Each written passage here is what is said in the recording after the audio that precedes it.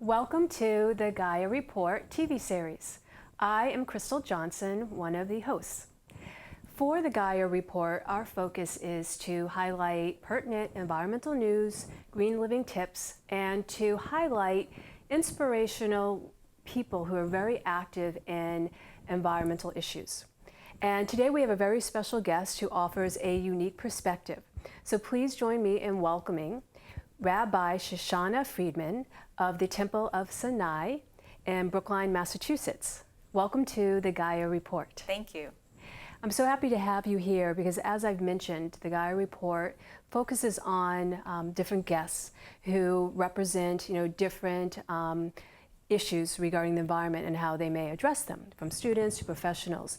And you offer a very unique movement that has picked up great momentum and has a real critical role in impact and as a forum to educate people. So I'd love to have you start to talk about what is that movement that you are involved in and what is your role? Sure. So it's an honor and pleasure to be here. Thank you. So I'm involved heavily in the interfaith climate movement, and that is part of the climate movement in general, which is a global phenomenon, a very visionary and inspiring movement that spans continents and many different demographics. And the interfaith movement particularly, especially where I'm familiar with, which is in the greater Boston area, is a way to come together to bring a moral and prophetic and visionary spiritual urgency to the climate movement. So it's not only bringing in interfaith leaders to, say, speak from the standpoint of their tradition on what each of our traditions has to say about climate change, which is fascinating and something I could also speak to. But I think much more importantly, we are at a time of really deep crisis around the world in a physical sense in terms of ecology, which translates to a spiritual crisis because we're dealing with ethics and morality and a real failure of moral action on the part of so much of the human species. So as religious leaders and as people of faith, however that looks for us, it's very important for us to be not just posing in the photos and not just getting people to the marches, but deeply involved, in an integral way involved in the climate movement from a standpoint of our particular faiths, but also of the sense of faith and hope and love in general, which permeates communities of faith, so that as things get really bad in the world, which we know scientifically they are going to continue to do, even if we were to somehow stop everything right now, we can bring the moral compass of our spiritual traditions to bear and bring our full love into the world. And for me, that's what the interfaith climate movement is about. Nice. Now here in Massachusetts, you are involved with a particular group. The acronym is MICA. Can you tell me about your role and their work? Sure. So MICA, which is MAICCA, pronounced like Micah, the Hebrew prophet, but not spelled that way, stands for the Massachusetts Interfaith Coalition for Climate Action. Nice. And this is a group of people who came together after last year's beautiful encyclical from Pope Francis came out. Many of us had already been involved and inspired, but we were particularly inspired to galvanize around religious leadership in the climate movement.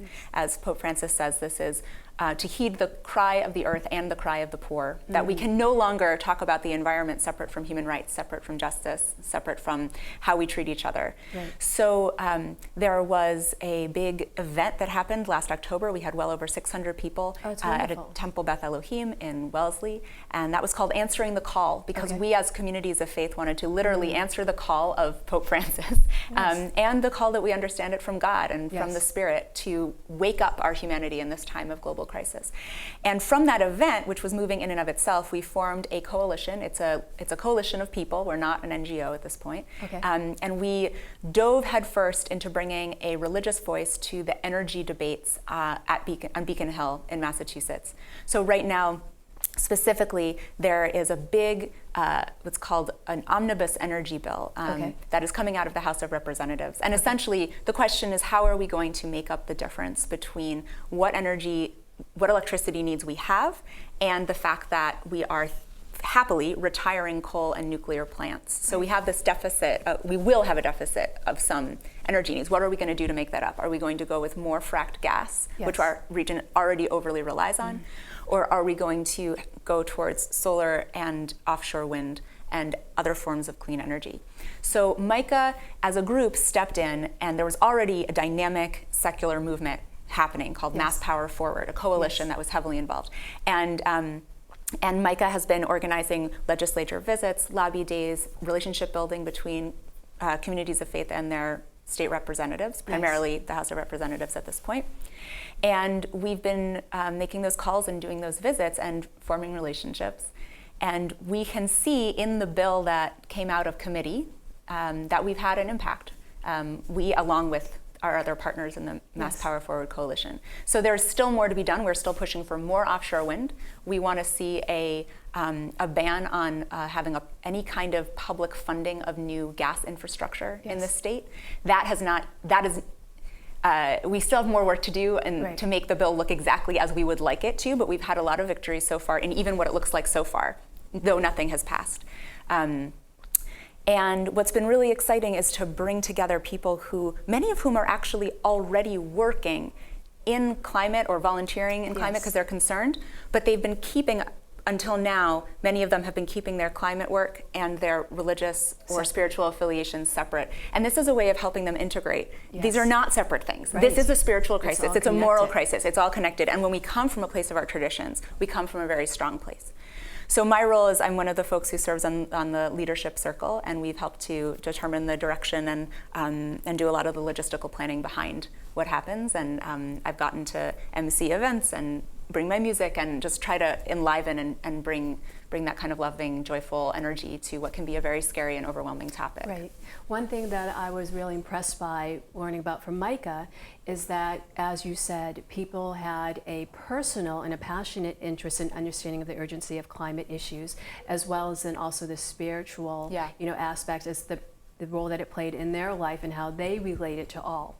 But that the organization seems to recognize that for our generation right now, and generation meaning everybody of all ages who are alive, right? That we are the first ones to truly witness these adverse impacts starting to occur, and we're also the sole generation right now that's at an interesting crossroad that can make decisions to figure out how do we address this so we can have a continued thriving existence versus the other path. And so that was something that I found quite unique, because as an environmental professional and as an environmental activist, to hear what that interfaith community's understanding was, and then the direction that they want to go in, that was significant, because the impact that you can have with all of your the members, and then to come together yet to your communities, and then the policy work was very profound.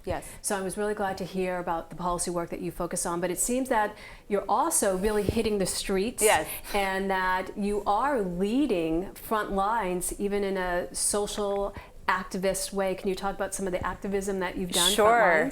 So throughout my life, a lot of my journey into climate work and into environmental work has been this question of, I know I'm called to serve, and I just am not sure exactly what exactly that looks like, but I know I'm called, and it's been a wonderful journey for me to go from being a sort of spokesperson and speaking from this Jewish tradition about the urgency of climate to working on policy and getting more familiar with what happens on Beacon Hill to now doing some more of the frontline street level organizing. So the climate, let me zoom out for a second, because I think this perspective is really important. The climate movement is global and the climate crisis is global. But what has happened over the last, I don't know, by my estimation, it's really fired up over the last couple of years, but I think the truth is that what's called frontline communities, and by which we mean people who live in the zone that is directly impacted not just by fossil fuel emissions, but by fossil fuel infrastructure. These folks have been in the fight for ages, much longer than many of us who come later. But as a global phenomenon, I've seen the climate movement really spike in the last couple of years. But really different than if we all remember Al Gore's important film with all of those graphs and what it looks like in the atmosphere. And there's a very intense video you should all look up on NASA's website that shows graphically how much we have heated up the world. Yes. That's all incredibly important. But what actually is happening is that when people look at those videos or those graphs without knowing what's happening on the ground, there's such a sense of despair and overwhelm. Because what can I do about parts per million of CO2? Right. Actually, not much. So what's so important about the street level fights, about people going into the streets and saying, the buck stops here, yo. I've got a life to live. I have people I love this world. I was given life, thank God. I'm not gonna stand idly by, right? Yes. I'm not gonna stand by while decisions are being made that quite literally are ruining our chances of having a livable world. Yes. And the fight where that's happening is street level. So, and that's all over the world. Specifically in Boston, we have a particularly interesting case of a high-pressure pipeline being built in our city. It's called the West Roxbury Lateral. It's a spur off a greater pipeline. It's part of a much larger project separate from the Kinder Morgan, if viewers are remembering that we did win in getting that project canceled, which was huge. There's another project that's being built in small increments, somewhat insidiously in different parts of our state and locally. And this pipeline would be bringing very high pressure gas from fracking fields in Pennsylvania through neighborhoods of Boston. Now, the mayor of Boston, Mayor Marty Walsh, does not want this pipeline. Our representatives at the federal level do not want this pipeline. Yet it's still advancing. And it's still advancing because what's so important for folks to understand is that a lot of the infrastructure decisions like this pipeline aren't being made at a state level. They're being made at a federal level. They're being made by an agency called the Federal Energy Regulatory Commission, FERC, which has sort of become a villain in the drama of the climate movement because they seem to be taking their power, which I have to say, I think some centralized power can be good and important in a country when it's needed. And if this centralized power was being used to streamline investments in renewables and to streamline shutting down dirty coal and leaking methane plants, that would be great. Right. So I'm not necessarily against the concept of what FERC is, but I'm certainly against what they're doing, which is saying, oh yeah, you want to build a pipeline? Okay. Against the wishes of the community and at a time of unprecedented global crisis. Yes. And at a time when we have all the science that shows that the leaking rates of methane, now follow me here, the leaking rates of methane are making so-called natural gas worse for the climate than coal or oil. Yes. Full stop. That's intense.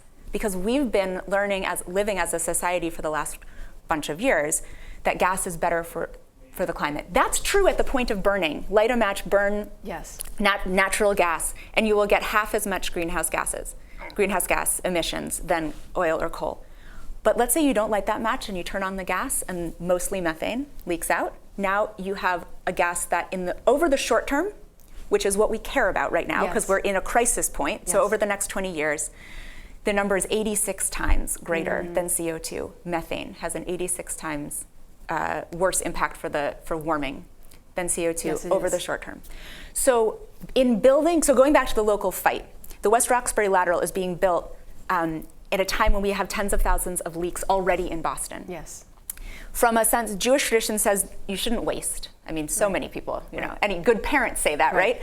And just basic infrastructure. There's always basic infrastructure concerns and problems with maintaining, operating it, so that you are not having waste, whether it's water or any type of energy, ghost waste, but definitely also with natural gas. Exactly. So there are already tens of thousands of leaks that are not getting fixed. Yes. And now there's going to be, hopefully there won't be if we stop it, but the plan is that there would be a high pressure line pressurizing the system. Picture turning on a hose that has leaks. Yes. Now you turn it on more forcefully, more water comes out of the leaks. So we would be pushing more methane into the atmosphere.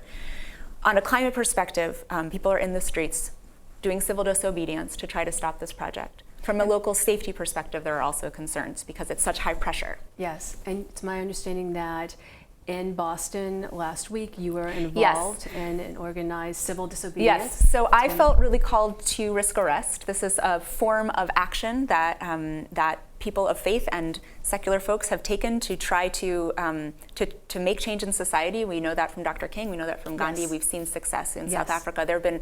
It's a very powerful thing to say. I will peacefully, nonviolently, and with my highest principles put my body in the way of something that is wrong. Yes. So I knew I wanted to do that, and I knew it would probably be a lot more powerful if I wasn't the only clergy person doing it. Yes. So I put out the call to folks I knew, the word spread, and we had 16 clergy who were arrested for climate justice and local safety on May 25th in West Roxbury. And they represented from the Jewish, the Christian? We had 8 different denominations, Okay. if you count, counting different Protestant denominations. Yes. There were 8 different denominations, Oh, that's including wonderful everyone came together. Judaism, Hinduism, Buddhism, and a number of different Protestant denominations and Unitarian Universalists, as well as Catholic colleagues who couldn't make it. And we, all civil disobedience, the most powerful forms are both Yes. real and symbolic. Yes. So that is to say that we were really stopping construction. We crossed a street, we went under a barrier, we peacefully sat down, Yes. and because of OSHA safety standards, the machine stopped. And that was an amazing moment. It was so noisy. You know what construction sites Yes. sound like. It was so noisy. And then we sat down, and it was quiet. And our feet were dangling in the trench. I saw some pictures. And we were singing. I had got my ukulele under there because it's very lightweight. So I was playing, we were singing, we were praying. That was real. But the symbolism is also super important, which is that we weren't just hanging out, we were praying. Right. We were trying to stop this thing through prayer, not through angry rhetoric and not Yes. through hate and not through really malice. significant that it was interfaith. Yes. And that for Yes. all the traditions to come together, to be unified on this issue, Yes. and to make a stand, that is that's very poignant. And I don't know, it may just be that I don't know about it, but I don't know of another instance No, where I there were don't. 16 interfaith Yes. leaders who have risked arrest in recent memory altogether. And there will be more. This is not the last This time. is a start. I hardly got the word out about this. We had 16 people. And then afterwards, there were a bunch of colleagues who were like, why didn't I know? I want in. So we started a website called clergyclimateaction.org. Check it out, clergyclimateaction.org. And this is a place that for online that will help to organize specifically clergy and other people who may not be ordained but are leading spiritual or faith-based communities Okay. to take a pledge and then to organize to do Yes. civil disobedience for climate justice together. Now, what is the pledge specifically? Because I noticed that on the website. So the pledge specifically is saying, I will take, the wording on the website is direct action. Okay. Now, that could include risking arrest yourself, or it Okay. could include supporting somebody. For Okay. various reasons, not everybody either feels like they're ready to, or that Yes. it's right for them Right. to actually risk arrest. Right. But you can be, it's just as important. We Right. cannot do risking arrest actions. We can't do civil disobedience without really strong supporters. So Yes. either one. What it doesn't mean is I'm signing this because I think climate change is a problem. It doesn't mean I'm signing this because I promise to preach about it next week. It means I'm willing to put my body in the street to assume some amount of physical risk, Yes. and to show my congregation that this is something that I take seriously enough.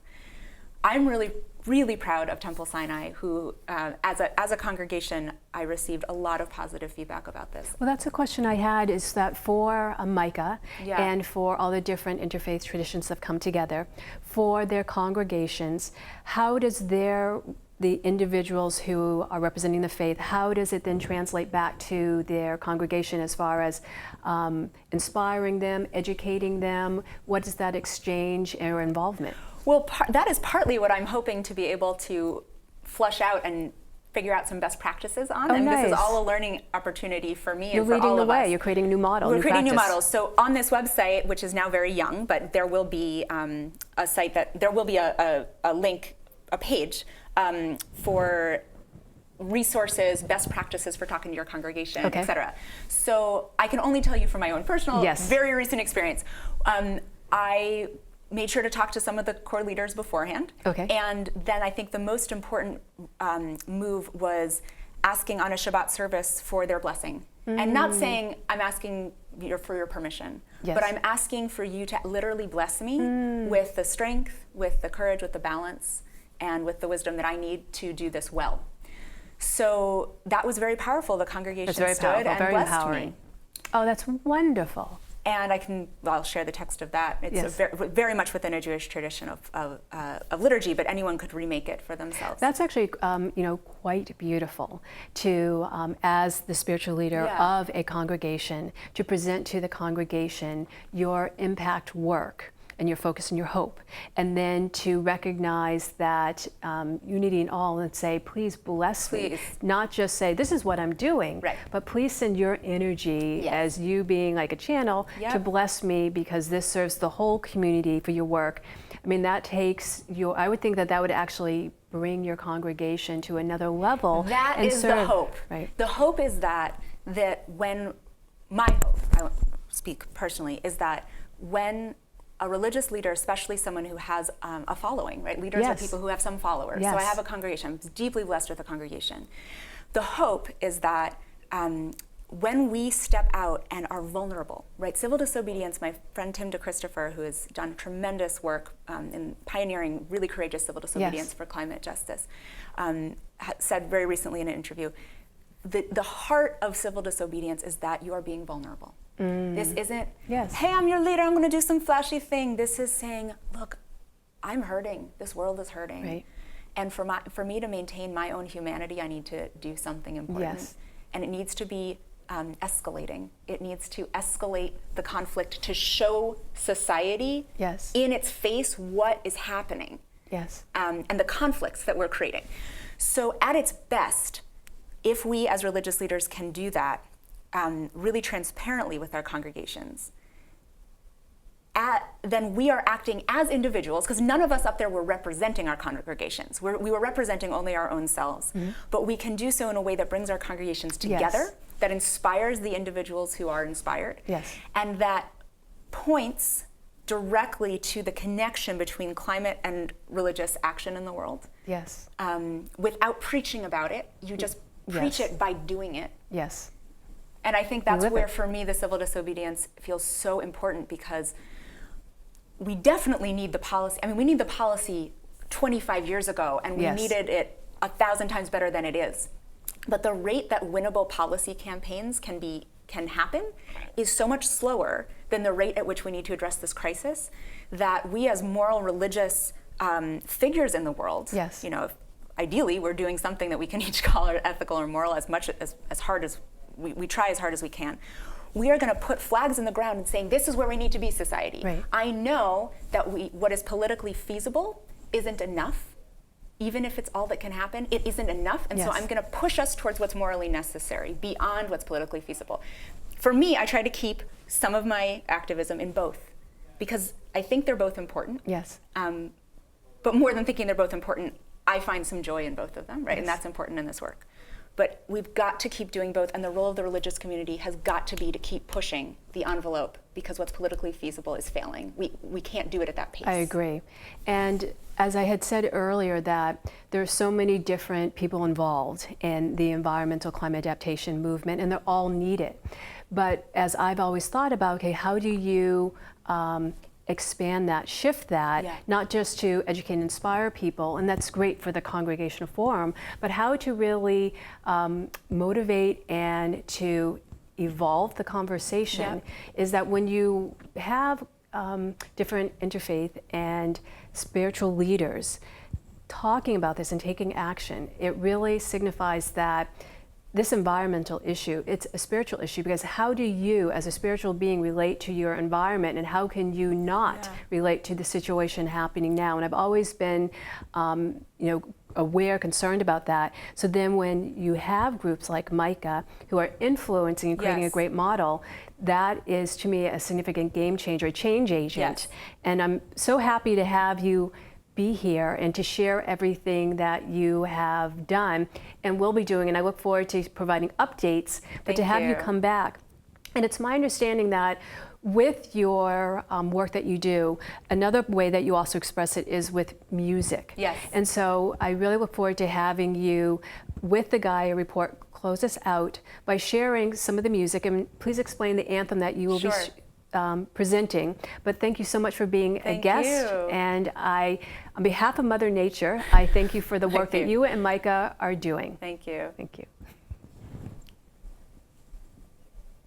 So as I was saying to Crystal, there is a lot going on the ground right now in West Roxbury, and I want to encourage everybody watching this to check out resistthepipeline.org for how you can get involved. This is a song that I wrote with my husband Yotam Schachter to try to bring some more tunes and uplifting imagery and music to the climate movement. The tide is rising, and so are we. The tide is rising, and so are we. The tide is rising, and so are we. This is where we are called to be. This is where we are called to be. The task is mighty, and so are we. The task is mighty, and so are we. The task is mighty, and so are we. This is where we are called to be. This is where we are called to be.